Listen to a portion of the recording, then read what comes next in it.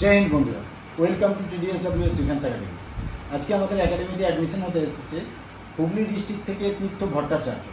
আমরা ওর গার্জিয়ানদের কাছ থেকে জেনে নেব যে আমাদের এই সংস্থার পরিবেশ ওনাদের কেমন লেগেছে বা এই সংস্থার ছাত্রছাত্রীদের কেমন লেগেছে, ওনাদের কি বক্তব্য আছে সেটা আমরা ওনাদের কাছ থেকে জেনে নেব।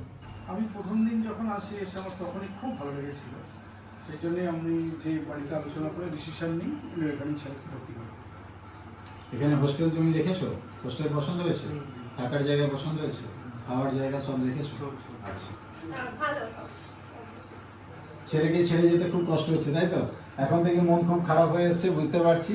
ছেলেকে ছেড়ে থাকতে কষ্ট সবারই হয়, কিন্তু দেখুন, ছেলের যদি ভবিষ্যৎ তৈরি করতে হয়, যদি চান যে ছেলে একটা নিজের পায়ে দাঁড়াক বা একটা নিজের ফিউচার তৈরি করুক, তাহলে তো অবশ্যই ছেলেকে ছাড়তে হবে।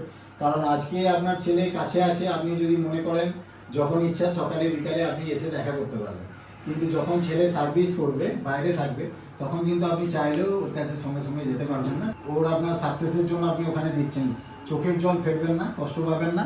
অবশ্যই আপনার ছেলের এখান থেকে আপনার দৃঢ় প্রতিজ্ঞা নিয়ে ভর্তি হয়েছে, ও চাকরি নেবেই, এবং আমিও চাইবো যে ও তাড়াতাড়ি এখান থেকে সাকসেস হোক এবং মাথা উঁচু করে বাড়ি ফিরুক। ঠিক আছে?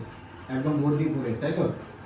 শুধু চাকরি নয়, মানুষের মতো মানুষ। একদম একদম, হ্যাঁ। এবং ডিসিপ্লিন মেনটেন করে চলতে হবে, সঠিকভাবে সঠিক সময়ে খাওয়া দাওয়া করতে হবে, সঠিক সময় পড়তে বসা, সঠিক সময় গ্রাউন্ডে যাওয়া এবং টিচারদেরকে মেনে চলা। ঠিক আছে?